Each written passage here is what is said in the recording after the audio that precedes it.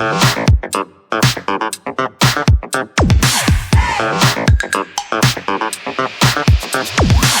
everybody, I've been working on a project today. I think it was last March or April. Our 2000 Buick LeSabre spun a rod bearing.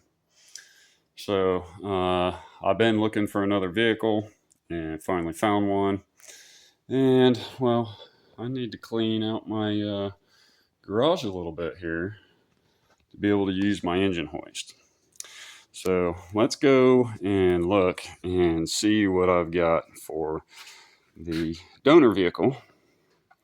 The LeSabre is a 2000 LeSabre that we bought, I think it was 2-3 years ago. It came from Arizona, so it's rust-free.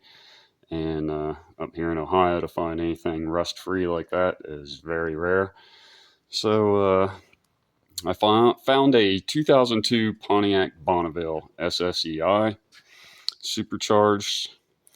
Got a leak at the exhaust manifold, which I'm assuming the prior owner did not want to pull the engine to be able to get to that. So since I'm pulling the engine anyways to put it in the Buick, we tried to see if the Pontiac was salvageable, but looking underneath it, the areas of both the rear and front subframes are like completely rotted away.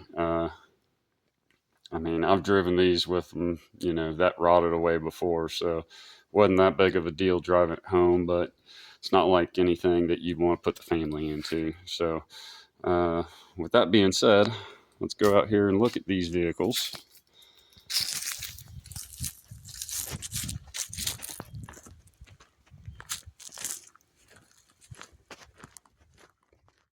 Now there is the 2000 Buick LeSabre. After getting the Bonneville home, we started comparing the two cars, and I did not realize that the Bonneville and the LeSabre are built on the exact same platform. So, I don't know if anybody knows anything about the Buick LeSabres, but their cup holders are kind of built into the armrest, and they generally come apart. They're not very big, don't hold drinks very well. The Pontiac dash and console, cup holders in the console are way better.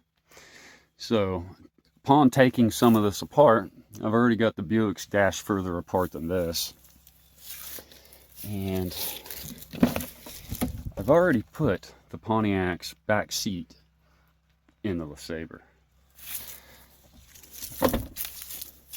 Now, I already got the hood popped here.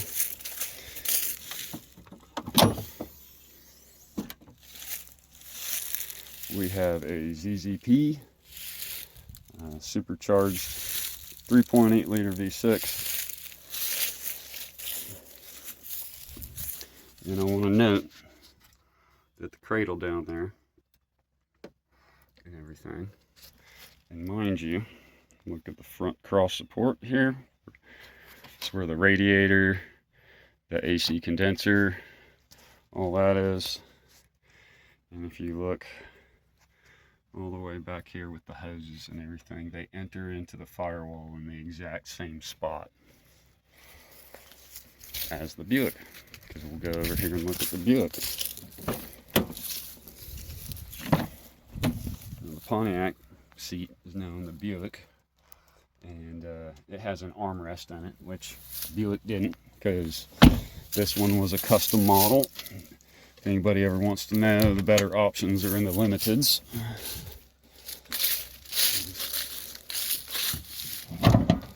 Let's get this hood popped here. Okay, we got the exact same subframe, cross member mountings. The Pontiacs, they got brackets that are bolting here with the torque struts, the dog bones.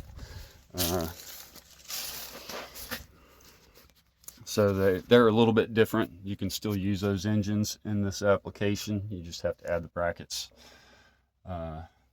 There again, there's where the AC and heater core go through the firewall. And looking at this, it's the exact same. There is differences,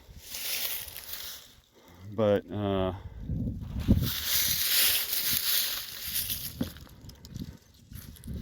and my son, we kind of like the front end of the Pontiac a little bit more than the LeSabre. So my intentions is I'm pretty sure that I can use the front fenders, the front face there, like the front bumper and everything. I'm pretty sure we can transfer those over with the fenders, because obviously the headlight design is slightly different than the fenders. So we also noted that the shape of the doors, if you go right here to the back line, it looks like the same shape.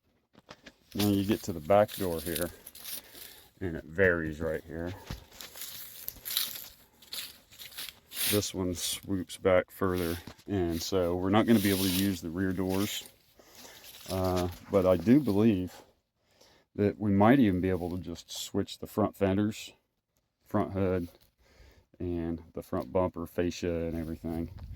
I am going to be putting the seats from the Pontiac, the front seats and the console, in the Buick.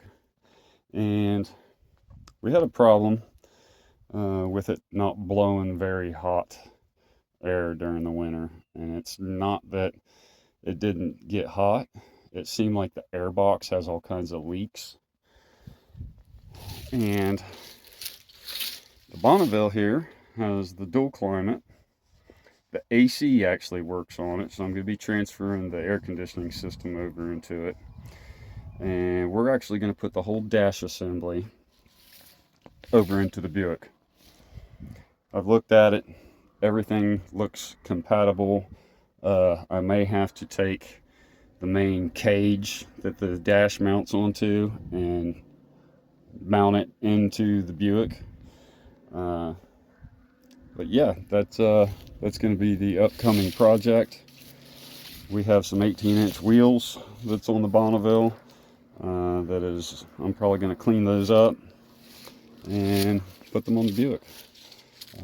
It's kind of, I'm thinking if we change the front end parts, the doors and everything, it's not kind of going to be quite the sleeper car that I was originally going to be looking to make it. But then again, it's going to be what, a Buick Bonneville or a Pontiac LeSabre. It's certainly going to be unique. When I bought it, one of the spark plug wires was loose off of it, and the thing still ran fast enough to have my son really stay in it in the GTP to stay up with it. After I found out that there was a spark plug wire, because I did know that it had a miss, and once I plugged that spark plug wire in, yeah, the engine came to life. It smoothed out, and it has tons of power. So it does have some ZZP goodies in it. I was actually thinking about doing a cam swap on it, but come to find out, I'm pretty sure most of it's been upgraded. I do have new valve cover gaskets for this, exhaust manifold gaskets, which I'm probably going to upgrade to headers. The headers are a little bit difficult to find, but I've found a couple companies that make them.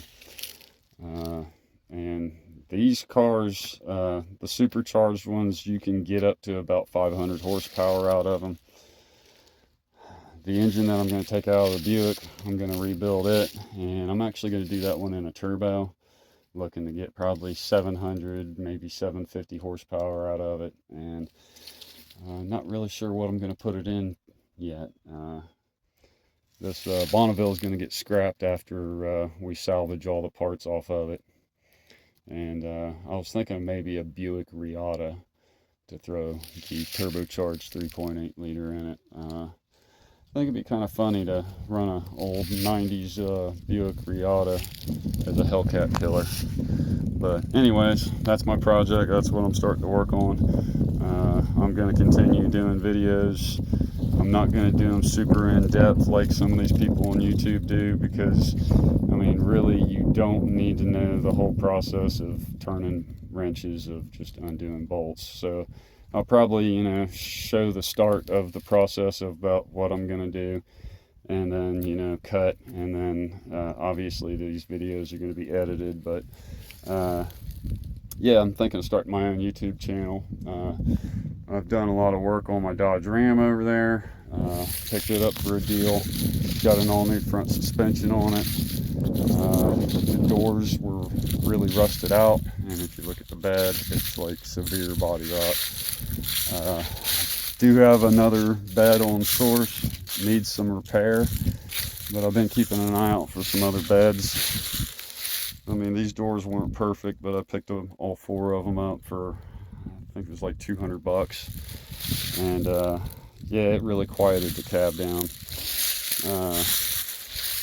Frame, it's really solid. The bed's probably some of the most rustiest of it. Cab's locked up. Rockers on here's pretty well rusted, but the gaskets are still intact on it, so it is still a nice quiet ride. It does have some dual exhaust on it. Just recently did that. I bought it, and within a few months the old muffler blew out. So I probably need to hanger the passenger side up a little bit to equal it out, but it does have a really good sound. It's a cherry bomb, so it's not exactly quiet. I've got some exhaust manifolds that are leaking, making a ticking noise, but other than that, it sounds good. Like I said, I picked it up for a pretty good price, especially with the way truck prices are right now. I am going to try to find another fender for it, and obviously I said I've got another bed sourced, but I'm trying to find even a better bed than that. But drivetrain wise, it's pretty solid. It's got a little more, I think it's got almost 155,000 miles on it, and I'll still be doing a little bit of work here and there on it, but drivetrain wise, I've got all the fluids changed. I think the only thing I've got left is to change some U-joints, and yeah, that's pretty much it. My daughter's gonna be start driving here soon. My son's driving the Grand Prix that I picked up off an old co-worker for $500 that needed new brake lines. Did new brake lines, put a little bit of money into it, new tires and whatnot. I think the car's always been outside, never really seen much garage time other than when it sat in my garage waiting to be fixed. But and then I've got the Caravan. I've got a back wheel that's seized up on it. I probably need to get that fixed. It's a pretty good running van when it's running. It hasn't ran for years though. I've got a Ford Exploder that's about to get sent to the scrap yard and get some of this scrap and everything cleaned up around here. Picked up some pole barn siding from a job site where they were just throwing it in the dumpster. So I'm gonna buy some wood here, and I got enough panels stacked here. I know it doesn't look like many panels, but there's actually enough here to build a 12 by 20 shed, which, to be honest with you, is my garage is 20 by 25, so it's be about half the size of my garage. So it's a little more than a 2-car garage, and I've got an air compressor, engine hoist toolbox. Looks like I got to take my concrete mixer down and get it out of here. I'll find a place to keep the riding mower. I got a snow blower back there that's got to come out. And I got to clean up all that stuff over there so that I've got enough room for the engine hoist that's tucked back behind all that, so that I can do the engine swap in here. So plan on just taking the engine and transmission and hoisting it out. The subframe on the LeSabre is, like I said, it's pretty much spotless. I've noticed since it was an Arizona car that a lot of the rubber has had to been replaced, so I'm thinking that I'm probably going to have to buy new subframe mounts and put those in too. But right now I'm just looking to get the engine, I guess pretty much just the powertrain swapped over. I've already put new control arms on the Buick. I think the Pontiac had a CV joint go out, and I used one of the Buick's CV joints, and I think that the one that showed up for the Pontiac I put on the Buick. And there's always been something weird about the passenger side, so I don't know if it's the subframe mounts. I also don't know. I did order another CV shaft for the passenger side here on the Buick back before the bearing got spun, and so I've got that sitting and waiting to be put in. But yeah, I'm not sure if the Pontiac one is not the same as the Buick. It seems like the Buick one worked fine in the Pontiac. But yeah, I'm definitely a fan of these W-body GM cars. I mean, obviously I've got 4 of them sitting here. One's unfortunately rotted out in the bottom. I'll be showing videos of that later on, so everybody understand why I'm not actually trying to save the Bonneville.